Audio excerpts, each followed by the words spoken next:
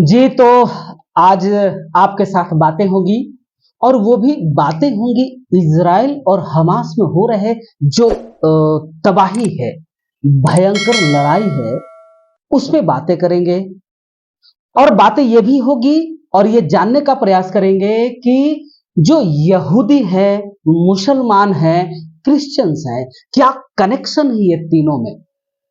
और जो लड़ाइयाँ हो रही है, वो जगह कौन-सी है और वो कितना पवित्र है? तो चलिए, नमस्कार।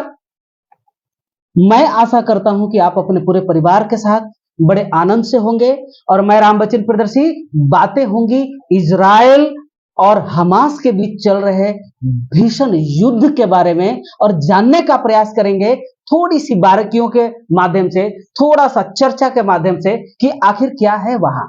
तो हम बातें करते हैं आगे कि यहूदी जो हैं वो यहूदी हैं कौन? तो यहूदी यहूदी धर्म काफी पुराना माना जाता है वहां और यहूदी धर्म की सबसे अधिक संख्या इजराइल में मौजूद है क्योंकि इजराइल से ही यहूदी धर्म की शुरुआत की गई थी। ज्यादा से ज्यादा जनसंख्या वहीं पे। खास बात है कि मुस्लिम धर्म भी इसी प्रकार से एकेश्वरवाद में विश्वास करती है। अब आगे बढ़ते हैं। आगे यह है कि करीब करीब 973 ईसा पूर्व कुछ यहूदी भारत में भी आने का प्रयास किए थे और वो केरल के मालाबार तट से आपको भारत में एंट्री किए थे। लेकिन जब से इजराइल की स्थापना हुई, जब इजराइल स्थापित हो चुका था, तो अधिकतम जो यहूदी हैं वो भारत भी छोड़कर चले गए थे, वापस हो गए थे। अब यहाँ पे बात यह है कि उस समय जब वो भारत आए थे यहूदी, तो उस समय उनके जो राजा थे वो राजा का नाम सुलेमान था। अब यहूदियों की धार्मिक भाषा जो है वो इब्रानी है और इसे हिब्रू भी कहा जाता है। उनका जो धर्म ग्रंथ है वो धर्म ग्रंथ है तनख, जिसे हिब्रू भाषा में लिखा गया हुआ है। साथ ही साथ अब यहां पे ये बातें है कि जब इस धर्म को, यहूदी धर्म को जब क्रिश्चियंस धर्म से आप जोड़ते हैं, मिलाते हैं, तो उसे ओल्ड टेस्टामेंट कहा जाता है। यानी यहूदी अपने देवता का नाम यहोवा बताते हैं। यहूदी अपने जो देवता हैं उनका नाम यहोवा बताते हैं और उनके मुताबिक यहूदा ही ये नाम उनके हजरत पैगंबर हजरत मूसा साहब ने ये बताया हुआ था कि आपके जो आराध्य हैं, आपके जो हैं वो यहोवा हैं। अब आगे बातें करते हैं कि इस्लाम और क्रिश्चियन से क्या कनेक्शन है। इस्लाम और क्रिश्चियन से क्या कनेक्शन है? तो इन सभी धर्मों का कनेक्शन दरअसल उनके पैगंबरों से जुड़ा हुआ है। अब यहूदी धर्म की शुरुआत पैगंबर अब्राहिम, यानी उन्हें इब्राहिम भी कहा जाता है, जो 2000 ईसा पूर्व में आए थे। अब्राहम के पोते का नाम हजरत अलय याकूब था। उनका जो पोते थे वो पोते का नाम हजरत याकूब अलय था और याकूब को ही इजराइल कहा जाता था। याकूब साहब को ही इजराइल कहा जाता था।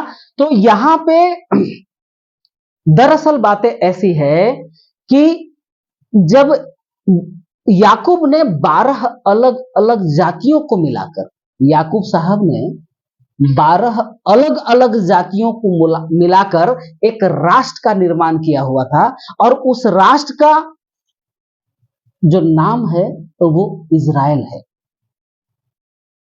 उनके वंशज को आगे चलकर यहूदी कहलाए। दरअसल हजरत अब्राहम को यहूदी, मुस्लिम और ईसाई तीनों ही अपना पितामह मानते हैं। अब्राहम साहब को क्रिश्चियंस, यहूदी और मुस्लिम अपना पितामह मानते हैं। एक ही जगह से परस्पर डेवलपमेंट हुआ है उनका, ये जानना बहुत जरूरी है।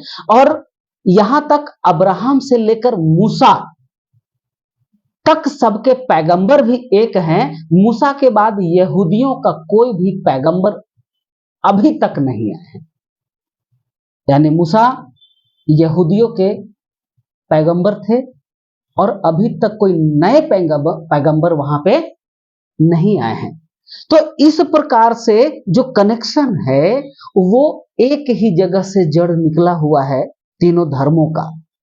और आज जो हमास, फिलिस्तीन, इजराइल, ये जो तिकड़ी बनी हुई है और ये जो तकलीफें उठी हुई हैं, बच्चे बच्चे मारे जा रहे हैं, बड़ों की तो बात ही अलग है। और साथ ही साथ कितनी तकलीफों का सामना करना पड़ रहा है वहां पे, कितनी तकलीफें हो रही है। अभी अमेरिका का पहल है, अभी देखना यह है कि क्या अमेरिका ये सब सारे युद्ध को विराम करवा पाएगा, हमारा सुपर पावर।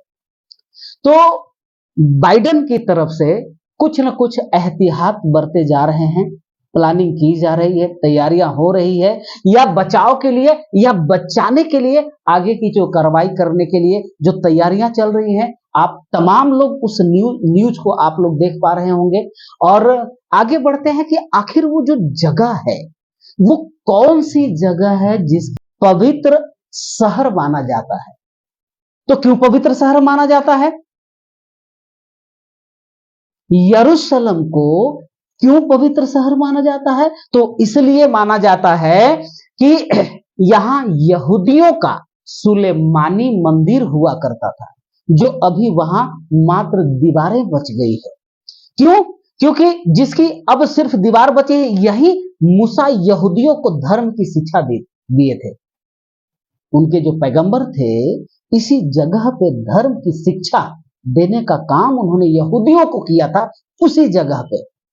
ऐसा माना जाता है, ऐसा बताया जाता है, वर्णन भी ऐसा किया गया है। तो अब साथ ही साथ यहीं पे वही माना जाता है कि मुस्लिमों के आराध्य हजरत मोहम्मद यहीं से वो आपको जन्नत की तरफ गए हुए थे। हजरत मोहम्मद साहब, वही वो जगह है जहां से वो जन्नत की ओर अपना रुख किए हुए थे, ऐसा माना जाता है।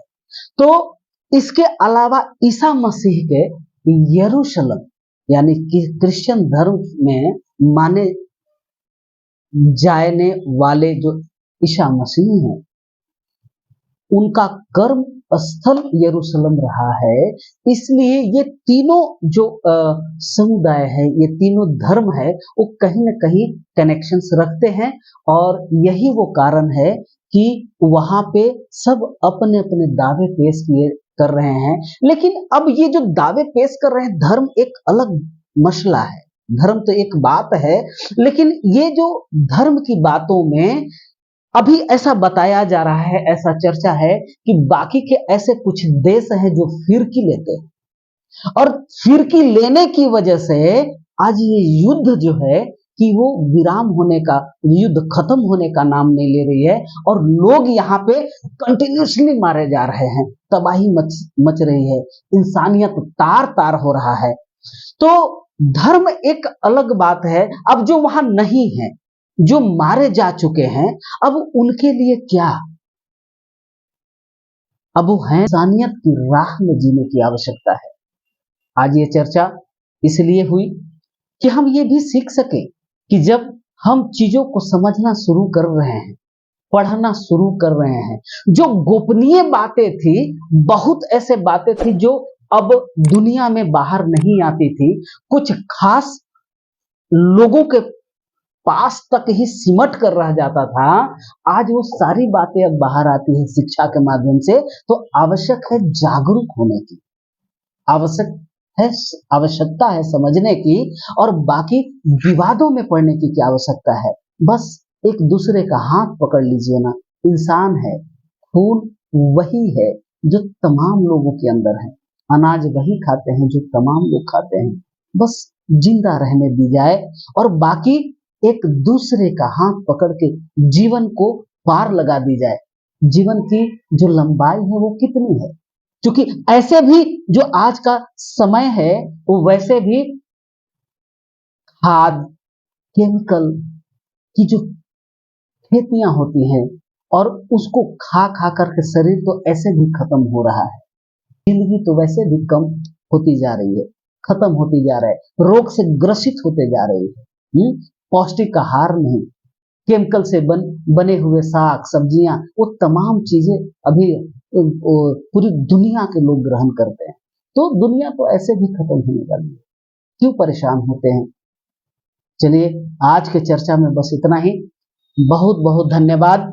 आपसे निवेदन यह है कि किसी भी प्रकार से हमारी वीडियो आप तक जाए तो कृपया उसे ज्यादा समय दे करके सुने, क्योंकि वॉच टाइम भी अति आवश्यक है। आप हमें ज्यादा देर तक आप सुनेंगे तो हमारे अंदर एक बेहतर बातों को लेकर आपके सामने रखने का एक मोटिवेशन मिलेगा, मैं भी प्रेरित हो जाऊंगा।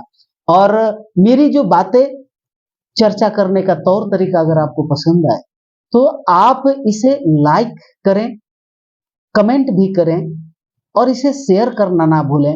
चैनल को सब्सक्राइब आप जरूर करें। जय हिंद, जय